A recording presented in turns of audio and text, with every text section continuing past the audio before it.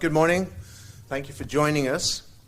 I'd like to start off by sincerely thanking our 24,000 members who work in direct government services.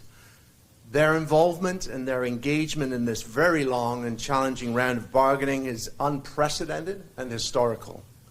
Their resolve and solidarity is truly appreciated, and it helps support the Government Services Bargaining Committee, standing here with me today, at the negotiating table.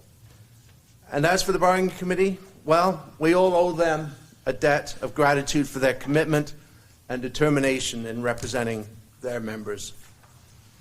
This collective agreement is unique in its size and complexity and extremely challenging to negotiate.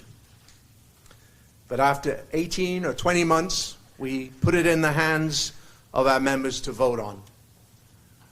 Those results came out yesterday. The members spoke. 71% of them participated in the vote, out of which 63.5% voted in favor of accepting the mediator's recommendations, which will now form a new collective agreement. The deal contains a base of 12% increase over 4 years, retroactive to 2024, and a number of additional increases, some of them significant, for about 72% of our membership. Additionally, there are numerous improvements within the agreement which benefit all members. The agreement will be in force and effect until April 2028. And before I open it up for questions, I want to sincerely also thank all of our worksite leaders and activists across the province who did an outstanding job of engaging their members and organizing events and actions over the past 18 months. I also want to thank the AUPE staff who have worked tirelessly in supporting the bargaining committee and our members throughout this very challenging round of bargaining. I'll now open it up for questions. Thank you.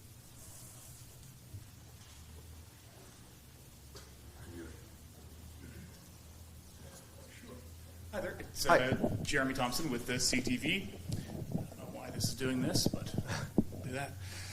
So can you give us a bit of sort of backstory on sort of how you got here? You know, how long had, the previous agreement been I guess, out of date, I suppose, and give us a bit of a backstory how you got here. Yeah, so the agreement that, the old agreement expired in April of 2024.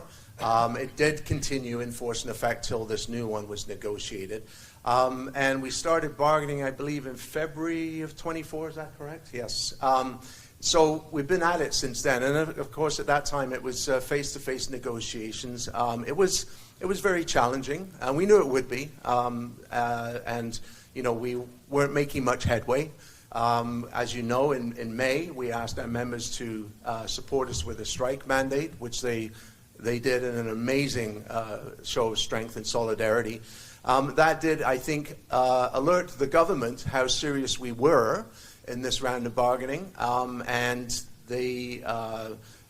when we moved into mediation, there was certain movement from the employer, but not enough to get us to a deal. And then I want to thank and recognize the engagement of the finance minister to get directly involved, to make sure that senior decision makers in government were aware of what was going on and actually could be part of those decisions directly.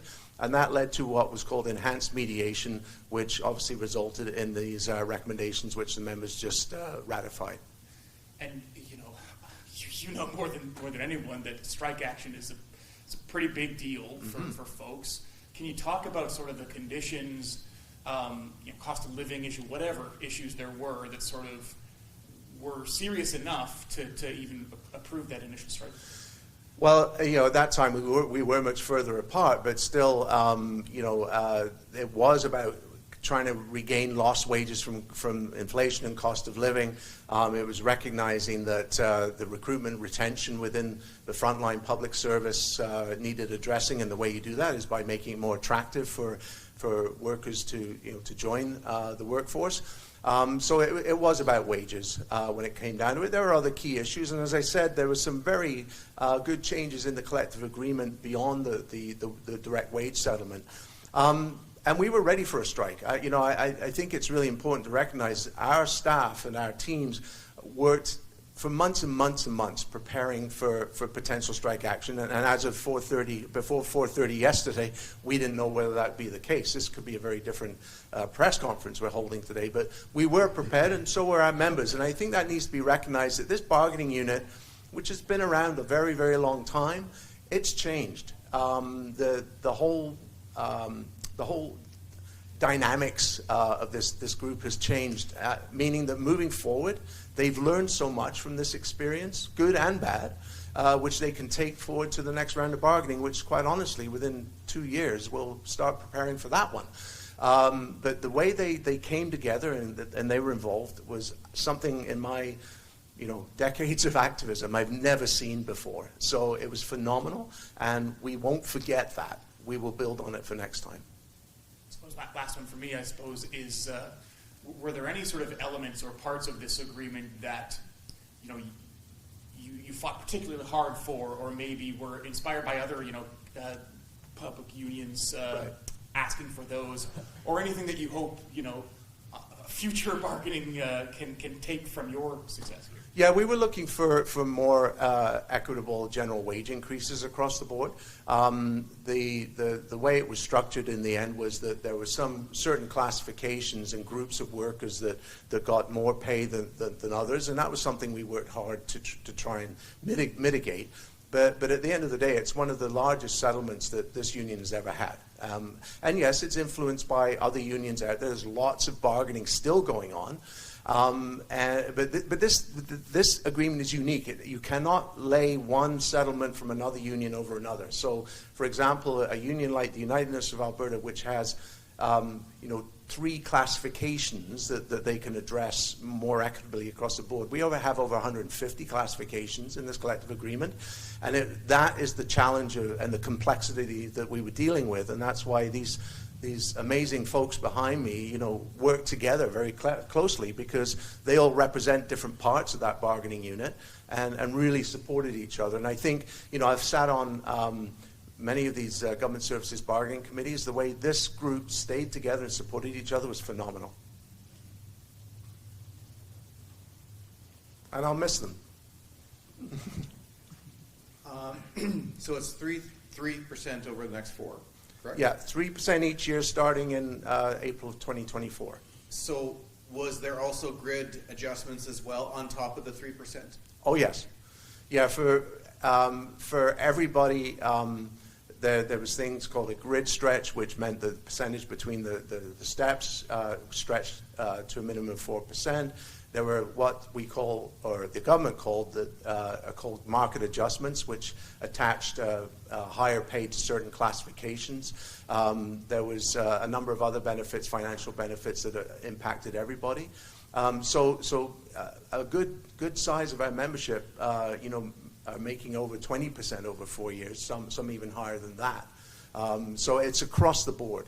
But everybody got the 12% over 4 years, sort of as a base, and then it built from there. And you talked about retention. I mean, the teachers brought this up as well, but are you seeing that as well as AUPE, where people just aren't staying because the salaries aren't as good? And how many are you losing, and how many hope to retain with this new contract? Well, again, it's more critical in certain departments than others. Hard to recruit to departments and also areas of the province as well. Certainly rural areas and remote rural areas are very difficult to recruit and retain. So one of the things we did negotiate was a recruitment and retention fund, which would be jointly administered by the union and the government to target areas where we're all seeing a need for incentives, if you like, for workers to go into those areas. So that fund has $11.4 million attached to it each year, with a 4% increase to that amount each year.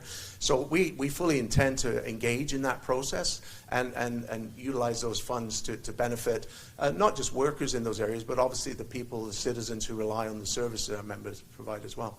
You had to get the strike mandate before you can, I guess, wrap this up in real negotiations, I guess, to tie it up. How disappointing was it that you had to play this card just to get this completed? Well, actually, I'm not disappointed that we took that step. I think it was a real test of strength and commitment from our members at that point. And to get the mandate that we did of over 90% was incredible. And what I think it did, it made the government pay attention that we were serious when it comes to negotiating this collective agreement. They were fully aware that we were prepared, if necessary, to go on strike. So it did help move the conversations along for sure. And as a tool, it's like I said in the press conference when we announced it, that was historical, the first time we've ever done that. I anticipate that we may be using that in the future as well, not just for this collective agreement, but we also have 90 other collective agreements out there right now being negotiated with other sectors. That was my next question. I mean, going forward, is it one of those things as soon as you start the formalities of negotiation, you move right to that step and have that card to play? Not always. No. It depends on many factors. What's happening at the table. I mean, you don't use it unless you feel you need to put pressure on bargaining. But it is something that I anticipate we will be utilizing very many times in the future. And you, I mean, you were a year negotiating, year and 4 months ish. Yeah. Technically, and playing devil's advocate, if this was played maybe 6 months into the negotiations, you would have had a deal by Christmas. I mean, going forward, does that change the tactic, or is it more? Was everything going admirably until the sticking point? And what was the sticking point? I wouldn't say it was going amicably up to that point. We were restricted from taking a strike vote because we needed to have an essential service agreement in place, and that was being held up for a number of reasons, and we couldn't move forward either with taking a strike vote or moving to mediation until that was in place. And I think we felt the frustration of that as well, because we actually did want to move quicker, but we were waiting for the essential service agreement to take effect. And we say there was multiple sticking points, I guess, that that led us to hold the strike vote to try and break through and make some movement. Again, it was mostly around the wage increases and how that would be structured and what that would look like. So it did create the movement in the end. Was there were they bargaining in good faith? Was there Oh, any? yeah. No, I think it gets tense at the bargaining table at times. But I think it has to be done with respect and recognizing each side's position. Really, the strength of a bargaining table is what you do with the members in the work sites and in their communities. That's where the leverage is. So, we knew we had that support of the membership, so it was easy to gain that respect, if you like, from the employer. So I would say that most of the face-to-face negotiations were quite amicable. And I mean, we recognize they have a different role to play than we do, and that's what it's all about. I'll go again. Oh, hey. Do you have a sense of what the 30-odd% who voted against this agreement were looking for? Why they didn't want to support this? Were they looking for you tell me. Well, I mean, again, because the agreement is so complex and almost to an individualized basis, we actually put up a tool for members to actually go in and see individually what they would be receiving out of this. I think the 30% that voted against it, it was because they weren't one of the group that got the additional pay on top of the 12%, or others who were supporting them. So, and we knew that would be the case. And in fact, various times in bargaining, we talked to the employer saying, if this is the way you want to construct a deal, as it was at that time, because it didn't improve the wages for as many people as it does now, I said it would never get ratified because you're actually dividing the workforce. And there's a bit of that. And there may be some healing that needs to be done. Honestly, there usually is after a very challenging and complex round of bargaining. We want to continue to engage with our members. It doesn't stop now just because bargaining is over. We need to continue that engagement and, in fact, start ramping it up for next time. With apologies, I think you already went over this a little bit, but could you just refresh my memory on that pay above the 12%? Who is that for? How does that kind of shake out? It would take me hours to tell you who all it's for, but there's, based on the market adjustments, the grid stretch, we also raised the floor of the lowest paid workers to what we call a living wage, and that's going to affect a large group as well. But about 72% of our members benefited in one way or another, or a combination of all those additions, in their salaries and their pay. Some significantly, some areas such as judicial clerks, which is a very tough role, and which the government was finding it difficult to retain those staff. They're getting over 30% over the 4 years, and then they sort of graduated down from that. You touched on this. You said they're an example of technically 30%. What was the span other than the 3%? Like they were 30, but some were, what was the window of increases? Not including the 3%. I mean, so I believe they got a market adjustment of 16 or 17%, and then if they were also impacted by that grid stretch, or if they were, the other thing we got was long service recognition. So anyone that's worked 20 years gets an additional 2% on top of that. So some of them would be benefiting from all of those pieces that were built together to form this collective agreement. And how important is that? I mean, guys on top of scale, long term, to get that 3% plus that, just to make them stick around longer. I mean, how important is it to recognize the long-term employees? Well, I think it's extremely important. All of us work or have worked in frontline public service. We know how important those services are to the people of the province. And the most important thing is experience. When you've got experienced staff who know the system, who know how to most efficiently provide those services, it's really important for the government itself to keep those people around. If that knowledge or that experience leaves and new recruits come in, they may be eager and they may be really good at what they do, but you lose a lot of experience. So I think it's really important to recognize the long-term service members in the public service. You again. Hey. One more. Well, I like. You've probably I like answered someone this to question a go. million times in your career, but just explain. So there's 100 plus sort of different positions within the AUPE. Just in fast forward, I suppose, explain what sort of roles the union contains. Like what sort of where would people notice the strike, I suppose? Oh, okay. So in this bargaining unit, as I said, 150 classifications spread, through many departments across the province. We have a lot of administrative support that support, the workings of government, if you like, in communities, and obviously program development, people who actually set up programs and initiate programs under the direction of their department leaders to make sure that the programs are there in place.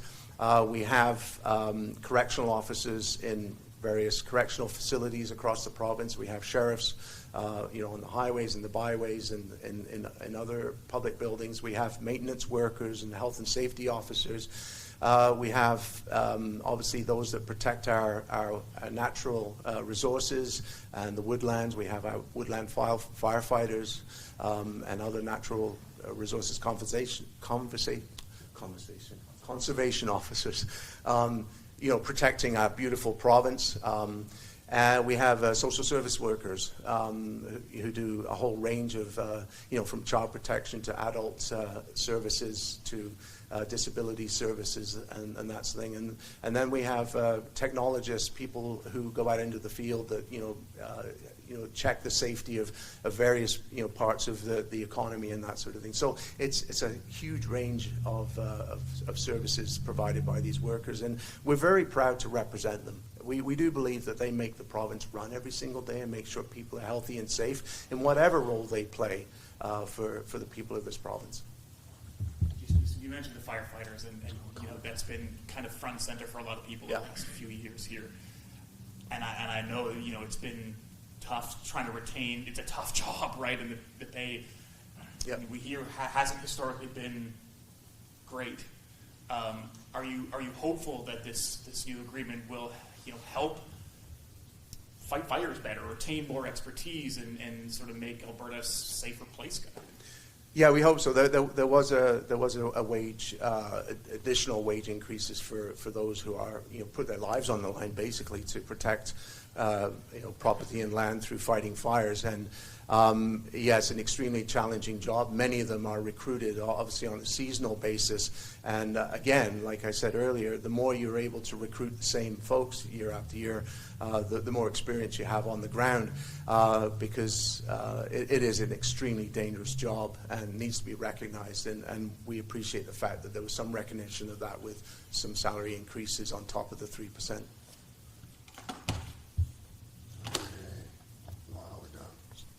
Sorry, 3% per year, 12%, just to be clear. Any other questions? Okay, I really appreciate you coming today and for your interest in this story throughout. Stay tuned. Thank you.